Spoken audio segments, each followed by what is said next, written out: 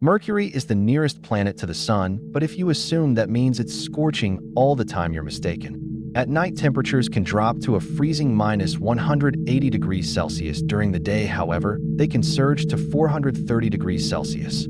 This extreme variation occurs because Mercury doesn't have a substantial atmosphere to stabilize temperature. Instead, it has an extremely thin exosphere, which doesn't retain heat. While apart from temperature, you wouldn't need to worry about weather on Mercury. The actual dangers originate from solar radiation and the absence of breathable air. In fact, Mercury receives almost 7 times the solar irradiance that Earth gets. As the smallest planet in the solar system, Mercury is covered in craters, cliffs, and rough terrain, making it a quite challenging place to land. As well, the low air resistance doesn't help either. It would make decelerating a spaceship much harder, increasing the probability of a high-speed crash. Landing during the daytime is impossible because of the extreme heat. The latest NASA space suits can only withstand up to 121 degrees Celsius, nowhere near Mercury's daytime temperatures of 430 degrees Celsius. Plus, keep in mind that Mercury's day lasts approximately half a year due to its slow rotation. Nighttime isn't much safer. Temperatures of 180 degrees Celsius far surpass NASA suit's lower limit of 157 degrees Celsius, so you'd still freeze. Your best option would be to attempt landing in the Terminator zone, the region between day and night, where temperatures are more balanced. Even there, however, it can be dangerous as temperatures can shift relatively quickly. Venus is the nearest planet to Earth, positioned just 40 million kilometers away. This means the journey there would be relatively brief, about 4 months. Its size and gravity wouldn't create much of a problem, as they're quite similar to Earth's. The first real challenge you'd face, though, would be those beautiful yellow clouds you'd see as you approach the surface. Unfortunately, they're composed of sulfuric acid, a highly corrosive substance that would destroy your lungs in seconds. But let's assume you've got a spacesuit sophisticated enough to filter it out. As you descend to the surface, you'd notice visibility dropping drastically. The atmosphere becomes incredibly dense, made mostly of carbon dioxide, so you wouldn't be able to see much. Then there's the heat, an unbearable 450 degrees Celsius. If that wasn't enough, only about 10% of the sunlight reaches the surface as it's blocked by the thick atmosphere, so it would be pretty dim on the surface. Moving your arms and legs would be a serious challenge, even though gravity is nearly identical to Earth. The air is so thick you'd feel like you're wading through a heavy liquid. With a good pressurized suit, you might survive a few seconds down there. But before long, the pressure, about 92 bars compared to Earth's 1 bar at sea level, would crush your suit. And if that didn't kill you, the sulfuric acid you'd start breathing once your suit broke definitely would. Mars is the second nearest planet to Earth and the most livable of all 8 planets. Daytime temperatures are much less severe compared to Mercury and Venus, reaching up to a relatively mild 20 degrees Celsius. However, the real difficulty comes at night, or in certain areas of the planet where temperatures can drop as low as minus 13 degrees. Another big problem, similar to Mercury, is Mars's incredibly thin atmosphere. It's mostly composed of carbon dioxide with only trace amounts of oxygen, meaning there's not that much breathable air. This thin atmosphere also results in low pressure and elevated levels of radiation exposure, both of which are incredibly hazardous. The average natural radiation level on Mars is 24 to 30 rads, which is about 40 to 50 times the average on Earth.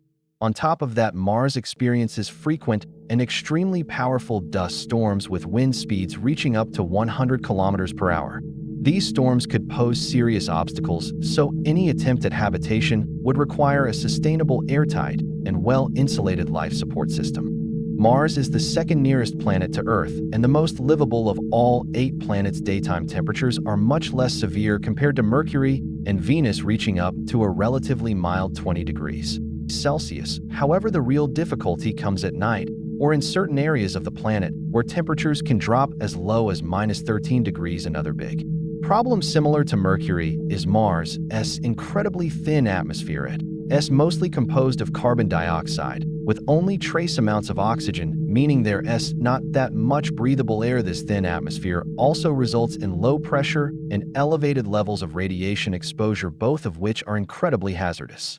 The average natural radiation level on Mars is 24 to 30 rads, which is about 40 to 50 times the average on Earth. On top of that, Mars experiences frequent and extremely powerful dust storms with wind speeds reaching up to 100 kilometers per hour. These storms could pose serious obstacles, so any attempt at habitation would require a sustainable, airtight, and well-insulated life support system.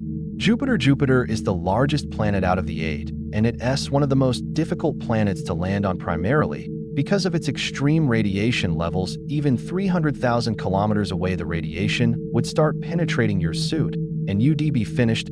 But since that is a boring outcome, let us assume you have a hypothetical suit that can block the radiation. Jupiter's gravity is 2.4 times stronger than Earth's, meaning you'd be falling incredibly fast. As you enter the first layers of the atmosphere, you'd encounter white clouds made of frozen ammonia crystals with temperatures around minus 150 degrees Celsius. The winds here are no joke, reaching insane speeds of up to 482 kmph. If you manage to descend about 150 kilometers through these top layers, you'd reach the deepest point ever explored. This is how far NASA's Galileo probe got back in 1995. Beyond this point, things start getting darker, and both temperature and pressure increase rapidly. Just as a fun fact, the pressure near Jupiter's center is estimated to be about 100 million times Earth's atmospheric pressure. After hours of falling, you might reach Jupiter's inner layers, where you'd encounter a supercritical fluid state that's not quite liquid,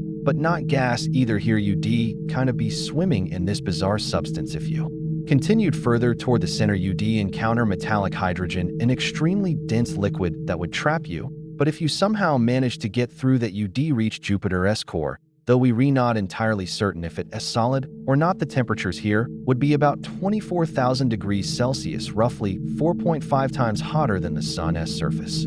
Saturn is the second biggest planet in the solar system, with an atmosphere primarily composed of hydrogen and helium. The first challenge would be avoiding a collision with one of its 146 orbiting moons. Once you manage that, you'd encounter its iconic rings, which are made of debris from old moons, ice pellets, comets, and asteroids. Let us assume you're either an incredibly skilled pilot or your spaceship is indestructible, so you don't meet your end by smashing into space junk. As you approach Saturn's equator, you witness an incredible spectacle of red and purple auras caused by highly energetic hydrogen in the atmosphere. However, this beauty comes with a catch: hurricane-force winds blasting at speeds of around 1,800 kilometers per hour would make it nearly impossible to maintain stability.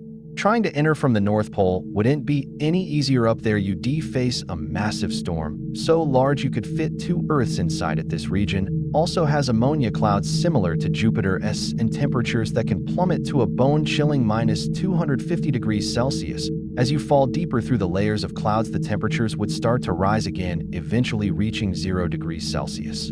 At this point, while the cold becomes less of an issue, pressure becomes your greatest enemy. It increases to levels comparable to the deepest parts of Earth's oceans. Continuing further, the gases around you would transition into a liquid state. If you somehow survived long enough to reach the center of Saturn, you'd encounter its molten rocky core, which is about 10 times the size of Earth.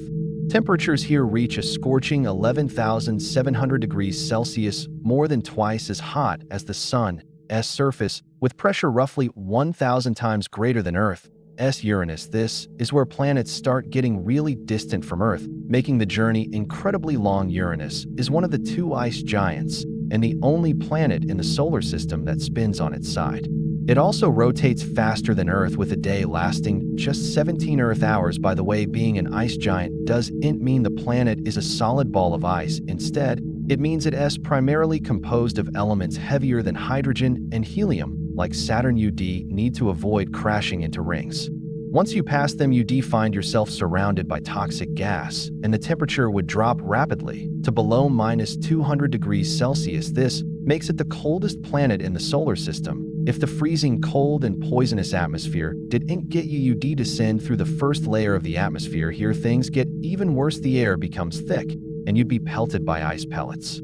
Eventually, you'd reach something truly spectacular: a rain of diamonds driven by winds of up to 900 kilometers per hour. But once again, there is a catch: the pressure here is about 100 times greater than Earth's, which would ultimately crush you. Neptune is the second ice giant after Uranus, and its composition is very similar.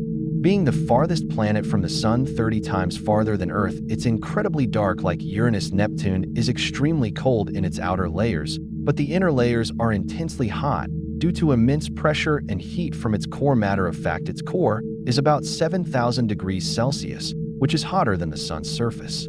It also experiences the famous diamond rain caused by high pressure breaking down methane and forming solid diamonds. Neptune's winds are among the strongest in the solar system, reaching supersonic speeds. In many ways, it's basically a twin of Uranus. So there isn't much to add. If you enjoyed this video, subscribe for similar content or join my Discord to suggest another.